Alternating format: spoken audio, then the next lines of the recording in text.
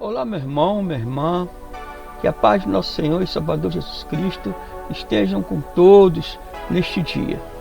Venho pedir que você se inscreva em nosso canal, deixe o seu like, ative as notificações para que esse vídeo venha alcançar muitas vidas. Amém? Que Deus abençoe sua vida e vamos à nossa oração. Feche os teus olhos e vamos falar com o Senhor. Aleluia.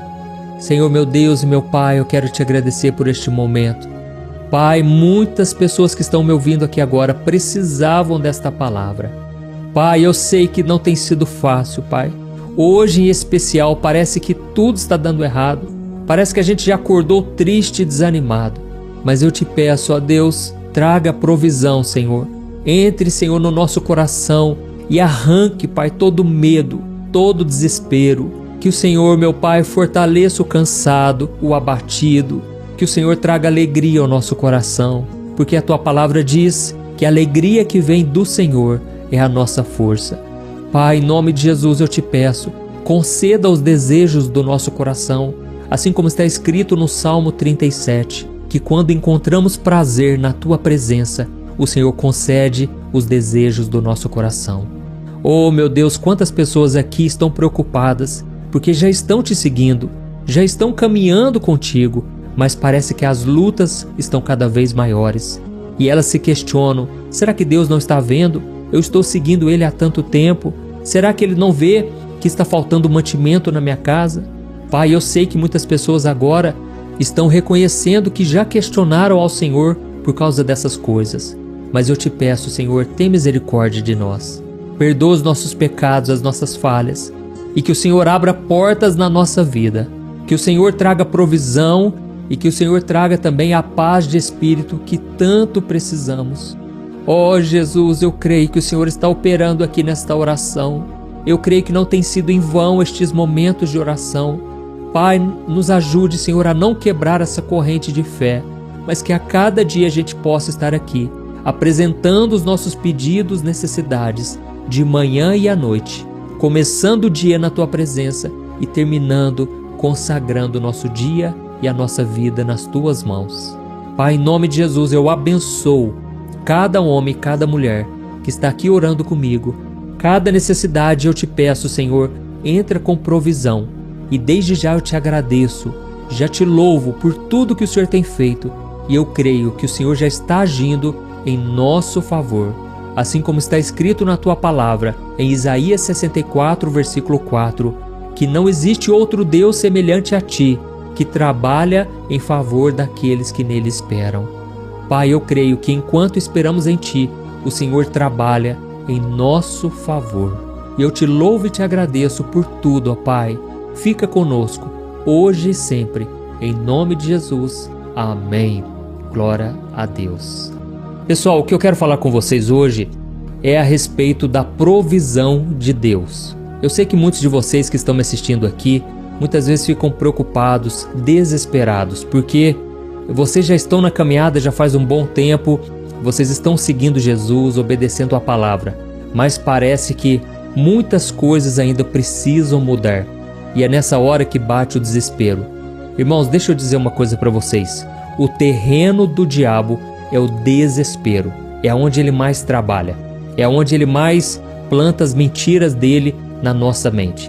Por isso, tome muito cuidado com o desespero, tá bom? Se você ficar desesperado, você toma decisões, você pode tomar decisões que vão prejudicar a sua vida toda. Basta você olhar nos noticiários, pessoas que estavam com raiva, ou então que estavam completamente desesperadas, desnorteadas, elas fazem as piores escolhas da vida delas. Elas então não pensam antes de agir e com isso elas sofrem as consequências. Irmãos, o que Deus quer nos dar é esperança. Deus quer nos dar domínio próprio sobre as nossas emoções. Você que está agora passando por uma crise no casamento, tome cuidado com o desespero, porque você pode causar um divórcio. Você pode querer terminar o seu relacionamento, sendo que às vezes havia esperança para o seu casamento. Mas no desespero, você não quer pensar muito, você toma decisões erradas. Quantas pessoas perdem dinheiro porque estão querendo cobrir uma dívida que ela já tem Com isso, elas contraem novas dívidas, elas refinanciam o carro, a casa, e aquilo vai virando uma bola de neve.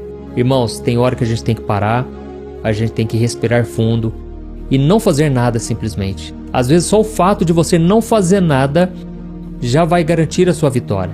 Mas se você ficar mexendo demais, isso não vai dar certo. Então, o que eu quero te dizer é o seguinte: Deus não é pego de surpresa. É esta mensagem que você vai memorizar, guardar no seu coração. Deus nunca se desespera. Ele é um Deus que está no trono, Deus está no controle de tudo, e ainda que o mundo inteiro esteja em crise, você tem que declarar: eu estou em Cristo. Eu não estou em crise, eu estou em Cristo. Amém? Você tem que profetizar isso na sua vida e não aceitar que a derrota chegue na sua casa. Eu falo isso porque a fé é a certeza da vitória, mas o medo é a certeza da derrota. Irmãos, é impressionante. Quando a gente está com medo, a gente não consegue enxergar uma saída, parece que tudo já deu errado, a gente entrega os pontos. E é por isso que a gente não pode ter no nosso coração a fé e o medo ao mesmo tempo. Ou você vai ser uma pessoa de fé, ou você vai ser uma pessoa que guarda o medo o tempo todo. E para isso, eu quero te dizer uma coisa: filtre muito bem aquilo que entra na sua mente. Você não pode colocar lixo aqui, lixo no seu cérebro. Você tem que tomar cuidado com aquilo que você assiste na televisão, aquilo que você assiste nos sites, lê nos portais de notícia. Tome muito cuidado, porque são notícias pessimistas o tempo todo. Irmãos, a gente às vezes entra numa rodinha de amigos, é só notícia ruim. Olha, você ficou sabendo do fulano caiu, o fulano ele faliu na sua empresa, você está sabendo da crise que está vindo sobre o Brasil, e a gente vai ouvindo essas coisas, irmãos. Isso acaba com a nossa vida, principalmente a nossa comunhão com Deus, porque aí a gente não consegue ter fé de que as coisas podem melhorar. Amém? Então, irmãos, eu quero ler com vocês uma passagem que todo mundo conhece, que é a respeito da multiplicação dos pães e peixes. Eu estava lendo aqui, o Espírito Santo me trouxe muito forte uma mensagem. Eu tenho certeza que você vai aprender muita coisa aqui. Olha o que está escrito no versículo 5 de João capítulo 6, o versículo 5. Olha o que diz: levantando os olhos e vendo uma grande multidão que se aproximava, Jesus disse a Filipe: onde compraremos pão para esse povo comer? Fez essa pergunta apenas para pô-lo à prova, pois já tinha em mente o que ia fazer. Amém? Irmãos, Deus já tem em mente o que Ele vai fazer na nossa vida. Amém? Você tem que crer assim. Ainda que hoje para você tenha chegado uma notícia inesperada, talvez um relatório médico ruim, talvez um relacionamento que acabou, talvez você foi lá no banco, você viu que você está devendo no banco. Isso tudo abala a nossa fé, mas Jesus já tem em mente o que Ele vai fazer na sua vida.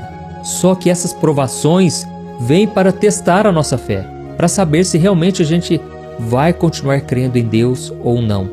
E aqui, irmãos, nós percebemos algo interessante. Jesus subiu ao monte e Ele sentou com seus discípulos para trazer ensinamentos. E Ele percebeu que a multidão estava chegando. E aquela multidão já estava seguindo Jesus há muito e muito tempo. Irmãos, muitas pessoas ali já estavam sem comer há 1-2 dias. E eram milhares e milhares de pessoas. Eu fico imaginando aquelas pessoas pensando assim, Vamos tentar imaginar o que passava na cabeça delas. Olha, eu já estou seguindo esse Jesus, esse aí que diz que é o Filho de Deus, nós cremos nele, mas será que ele não está percebendo que eu estou com fome? Será que ele não está percebendo que eu estou passando necessidades? Ele aqui fica só querendo ensinar, trazer ensinamentos. Será que ele não pode fazer algo concreto por nós? Irmãos, eu acredito que era isso que passava na cabeça de muitas pessoas. E Jesus, Ele não somente tem o poder de mudar situações, mas Ele tem compaixão, irmãos. E a Bíblia diz que naquele momento, Jesus, ao ver a multidão se aproximando, Ele quis provar o coração do seu discípulo chamado Filipe. E Ele perguntou assim: Filipe, onde que nós vamos comprar pão para esse povo comer? E é interessante que aqui no versículo seguinte diz: Jesus fez essa pergunta apenas para pô-lo à prova, pois já tinha em mente o que iria fazer. Irmãos, como eu disse, Jesus não é pego de surpresa. Ele já tem em mente o que Ele vai fazer na sua vida. Ele já sabe como abrir as portas na sua vida. Mas você ainda não sabe, e por isso você está sendo provado. Devemos entender, irmãos, que o tempo da provação é o tempo mais propício para Deus fazer o milagre. Quando as coisas estão bem, quando está tudo bem, a gente muitas vezes não quer nem orar. Essa é a verdade. A gente se acomoda, mas quando a gente está naquele momento de provação, é onde Deus olha para a nossa essência, para o fundo do nosso coração. E aqui está dizendo que Jesus fez uma pergunta para Filipe, sendo que ele já sabia a resposta. Então, o que Jesus está querendo nos dizer aqui é o seguinte: eu sei o que eu vou fazer, mas eu quero saber de vocês. Vocês também creem que eu posso fazer? Amém? E aqui continuando no versículo 7, olha o que Filipe disse. Filipe lhe respondeu: 200 denários não comprariam pão suficiente para que cada um recebesse um pedaço. Outro discípulo, André, irmão de Simão Pedro, tomou a palavra. Aqui está um rapaz com 5 pães de cevada e 2 peixinhos. Mas o que é isto para tanta gente? Irmãos, aqui nós vemos a nossa limitação, as nossas fraquezas. Nós somos como o pó da terra, irmãos. Nós somos nada perante a grandeza de Jesus. Aqui os discípulos estavam olhando para aquilo que os olhos deles conseguiam enxergar. Mas Jesus estava olhando com os olhos da fé. E então vem Filipe, e ele diz: Senhor, nós temos 200 denários. E então ele diz: Senhor, nós temos aqui 200 denários que não comprariam pão suficiente nem para um pedacinho para cada uma dessas pessoas. Ou seja, ele olhou para aquilo que ele tinha, para as suas circunstâncias. E no mesmo momento, André, irmão de Simão Pedro, tomou a palavra e disse: Senhor, nós temos aqui um menininho, acabou de trazer 5 pães e 2 peixinhos. Mas ele também duvidou e ele falou: mas o que é isso para tanta gente? Irmãos, nós não podemos julgar esses discípulos, porque eu acho que a gente ia fazer a mesma coisa. O que será que é isso para tanta gente? 5 pães e 2 peixinhos. Irmãos, quando nós olhamos as circunstâncias, nós só vemos fracasso, desilusão, frustração. A gente se desespera e se desanima. Tudo porque os nossos recursos são limitados. Mas nós devemos confiar num Deus que não tem limitações com nada. Irmãos, o nosso Deus é o Deus do dono do ouro e da prata. É isso que diz a palavra de Deus. Então, Deus é o dono de todos os recursos. Mas é uma coisa interessante. Esses recursos, para eles chegarem na terra, na nossa vida, é preciso ter fé. Precisamos acreditar. Então Jesus está colocando à prova a nossa fé hoje. Eu sei que vocês estão passando por lutas e nós já vamos orar nesse sentido, afirmando que nós cremos no poder de Deus. Não sabemos como vai acontecer, mas só precisamos saber que Deus está conosco e que Ele é poderoso para nos guardar. Amém? Eu já deixei minha Bíblia ali, nós já vamos orar, mas antes eu quero trazer para vocês o versículo de Provérbios capítulo 3, o versículo 5, que diz algo muito interessante. Lá está escrito assim: que devemos confiar em Deus de todo o nosso coração e não apoiarmos em nosso próprio entendimento. Devemos reconhecer ao Senhor em todos os nossos caminhos e Ele endireitará as nossas veredas. E aí fica a pergunta: o que é que você quer que endireite na sua vida? Talvez um relacionamento, talvez as suas emoções. Você deve estar pensando como a multidão: Senhor, eu já estou te seguindo há tanto tempo. Será que o Senhor não vê que eu estou ficando sozinho? Que o tempo está passando?